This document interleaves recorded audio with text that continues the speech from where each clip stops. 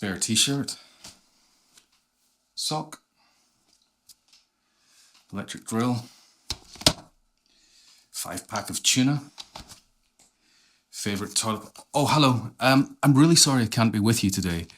I'm currently 35,000 feet in the air, probably someplace over at the Atlantic. Instead, I'm delivering the talk from here, so let's get on with it.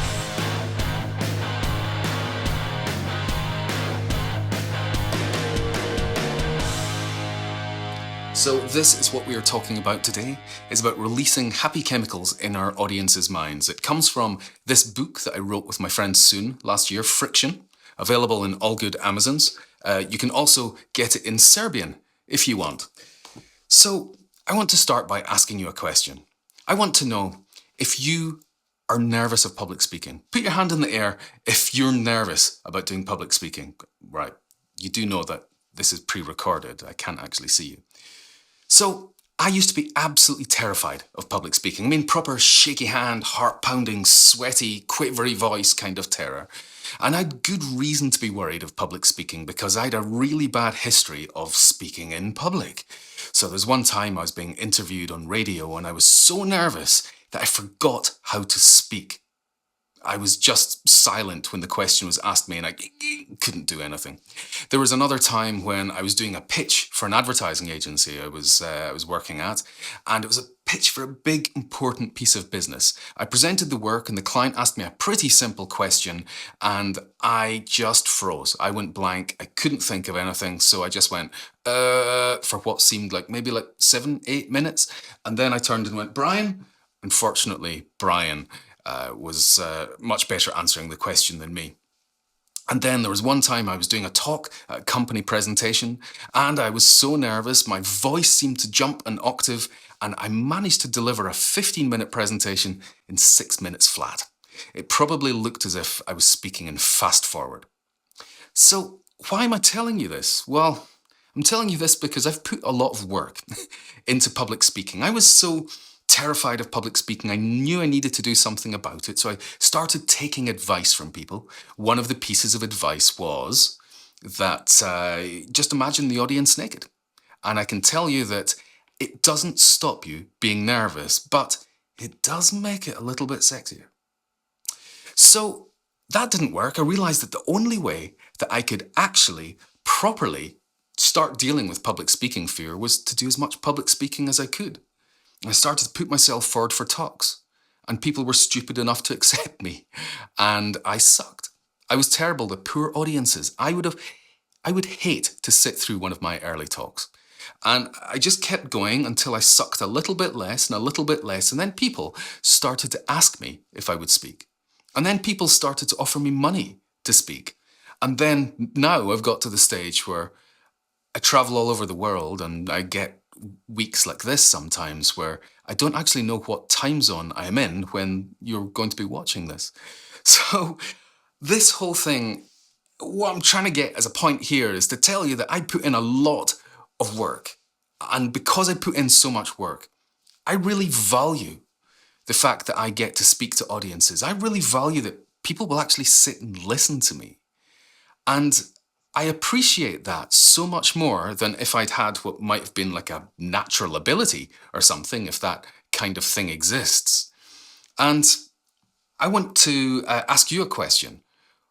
What is it that's valuable to you? I want you to think of something that's really, really valuable to you. It might be your incredible dancing abilities. I know that this is the way that Drew dances. It's absolutely beautiful. He's so graceful. It might be an expensive car that, you've made sacrifices to get this car. You're really proud of it. It's valuable to you. It might be your musical ability that you can play music just like speaking. You're fluent at it. It might be your business career. That's what it might be. It might be your juggling abilities, but it's probably not because, the only thing it takes to be a great juggler is no friends. It's a fact. Look it up. So this thing that you are really proud of, that you value really highly, did you get it easily? Did it come easily? The chances are it didn't. It would have taken some form of friction, whether that was the friction of money, the friction of effort, the friction of time, the friction of fear and worrying. All of these things is what needs to go in for us to truly, truly value something. Because the things that matter take friction. That's really the whole point of this book. The things that matter to us take friction. And one of the reasons that we wrote this book was that we felt that going frictionless, which is what everyone had been saying for the last 15, 20 years, that you need to create experiences that are frictionless, we felt that had just gone too far. And we were creating experiences that wash over us now. They don't touch the edges. They just don't make an impact on us. And for years I've been saying, when I've been working on digital products with companies, I've been saying it's not just about removing the pain, we have to think about adding the pleasure. And that's really what we're talking about here. So the things that matter take friction. But, I like big buts, I cannot lie. But humans are lazy. And if you think about it, 12,000 years ago, humans didn't look like this, but they were out on the plains and they were hunting and they were gathering and they were traveling around to get their food, moving around from season to season. And then 12,000 years ago in Mesopotamia, we invented farming.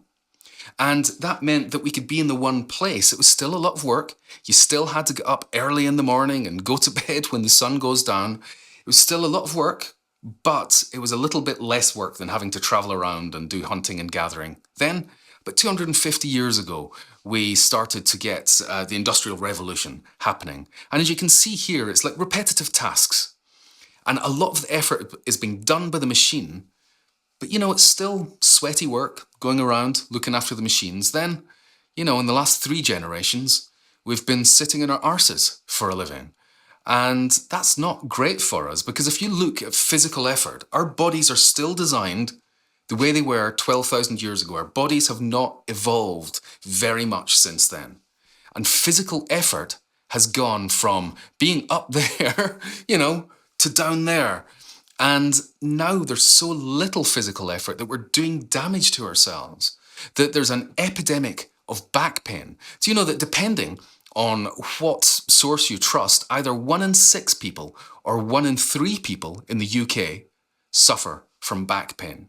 Depends on the source. It's only 100% difference. But anyway, it's a lot of people. And for those of you who don't suffer from back pain, it's a pain in the arse, but about 6 inches above the arse. So the other thing is that it's not just about our bodies. When we are going frictionless, it also affects our mental health. So one of the things that psychologists had thought up until a few years ago is that when people get depressed, they become inactive. And they've realized that actually, in the last few years, they've realized the correlation's the other way around. It's not depression that leads to inactivity. It's the other way around. It's inactivity leads to depression. So we should be keeping ourselves moving. We should be having more motion and energy and exercise in our lives rather than sitting down. Because right now, what we're doing is we are outsourcing our memories. So you'll have seen the picture of the 2 papal inaugurations, where there's one which is just lots of iPhone screens, and then the one before that wasn't. It was just people enjoying it and looking at it. And we seem to think that we need to capture things, we need to video it, we need to capture that or else it didn't happen. But what it's meaning is we're not experiencing it properly, because how often really do you look back at that video of the school play? Probably not very often. We're also outsourcing our skills. How many of you have memorized a phone number in the last year? Probably not that many of you. When you're doing maths, how many of you do the maths in your brain? Or when you're doing your invoices and you're adding that 20% tax, do you just get out your phone, go to the calculator and do that? We're outsourcing our skills. Maps. There's a whole generation now that do not really know how to use maps because we're using it on the phone. Why would you need to actually read a map when this map reads to you? And we're outsourcing our decisions. So algorithms that are built into online stores and things are making decisions for us, or helping us with our decisions.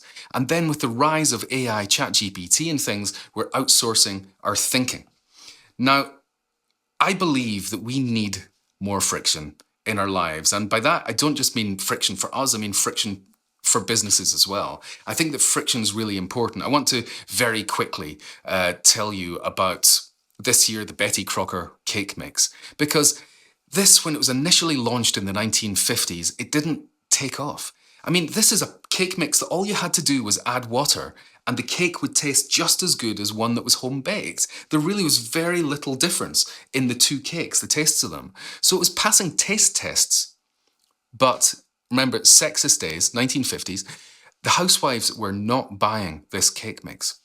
And they could not understand why. So they got some psychologists involved, went and did some studies and discovered that actually it's because the housewives felt as if they'd be cheating their families. If they were to use this, then it's a cheat. It's actually depriving the family of love, because this cake is a sign of people's love. It's a sign of them valuing their family. So if you're taking a shortcut, then it's like you're taking a shortcut in your love. You're not giving as much. So what they did was they reformulated the cake mix so that they took out the powdered egg, so that all you had to do was add water and 2 fresh eggs. And in fact, here is a commercial from the 1950s announcing this change. There's something new and exciting in the Betty Crocker kitchens. And here's Betty Crocker herself. And this is what we're so excited about, my new marble cake mix. It's entirely new. The only marble cake mix in one package that you can mix in one bowl. And the one bowl method makes it so very easy. You just add water and 2 fresh eggs. 2 fresh eggs, that's all it took, and then these products were flying off the shelves, and they still do more than 50 years later. So am I saying that all friction is good? No. For those at the back that couldn't hear me, no! I'm not saying that. So what's the difference between good friction and bad friction? Well, it's all about the chemicals that are released in your brain. You know, it's the clues in the title of this talk. It's about releasing happy chemicals in our audience's brains. So let's look at some of the chemicals then. So we've got this here. Our chemicals are adrenaline. Adrenaline is an amplifier chemical. It sort of helps the other happy chemicals, but adrenaline along with stress can be bad, but along with good chemicals can be great. So then we have got dopamine. Dopamine is the reward chemical. We get dopamine when we get a reward, but not only that, we release dopamine when we're anticipating a reward. That's a different thing, and it's fantastic, and we use that in our strategies. So the next one is oxytocin, which is the love chemical. So it's for bonding. You'll see that oxytocin is what's released with babies and mothers, particularly for skin-to-skin contact. You might notice that people will put their hands on friends' shoulders and touch them in little ways when they're having conversations. That's a natural thing. Human touch releases oxytocin. It's a bonding chemical. Serotonin is all about one-upmanship, really. It's about securing your place in the hierarchy and showing that you're better than other people.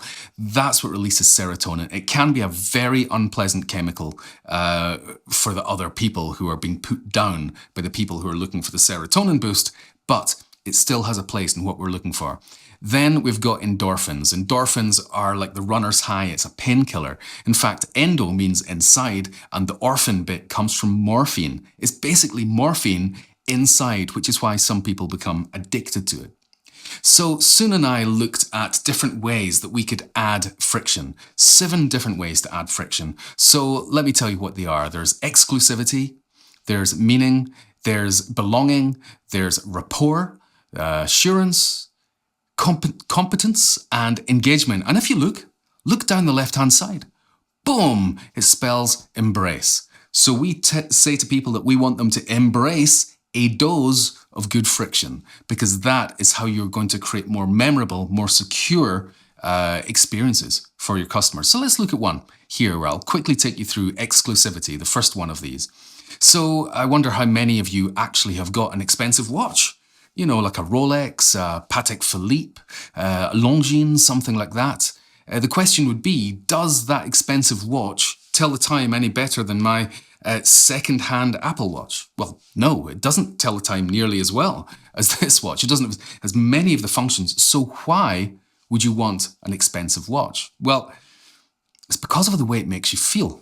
It's not because of the function, It's because of the emotional side of it as well. So what is it that makes something exclusive? This was something that we had an epiphany, and we realized that what makes something exclusive is that you have to exclude someone.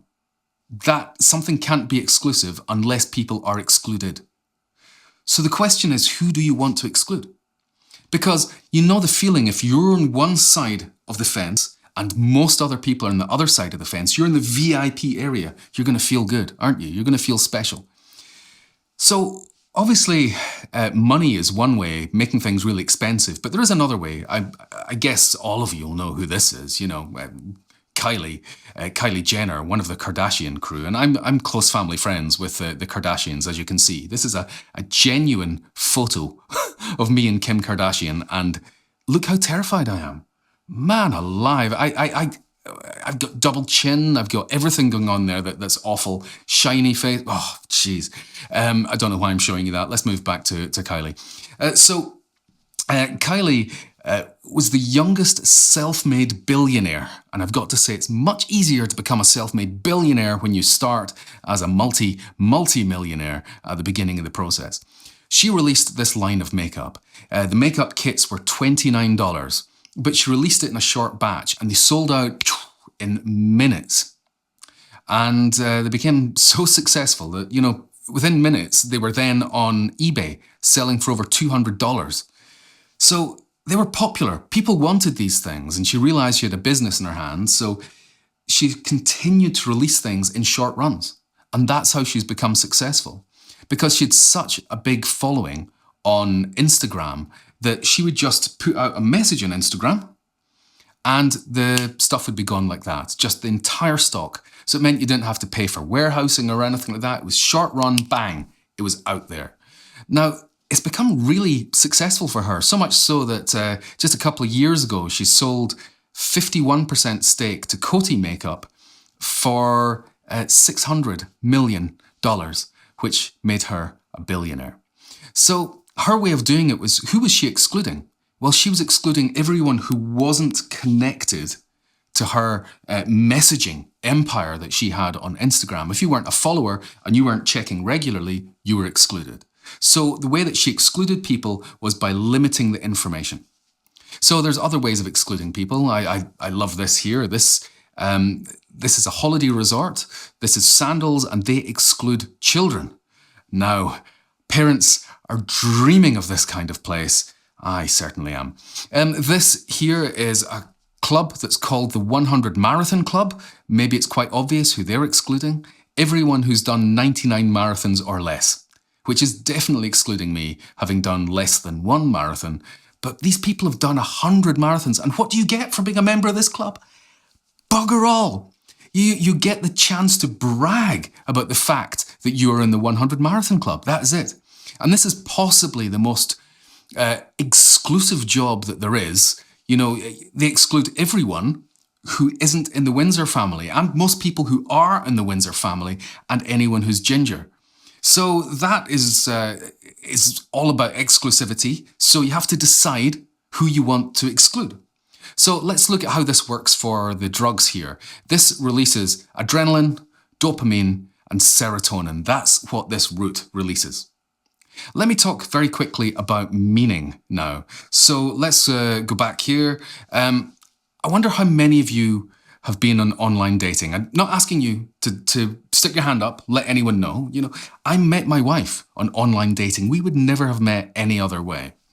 Online dating is quite extraordinary because there's very different ends to it. So let's talk about eHarmony. eHarmony is responsible for 4% of marriages in the US. Hundreds of people every day who met on eHarmony get married in the US.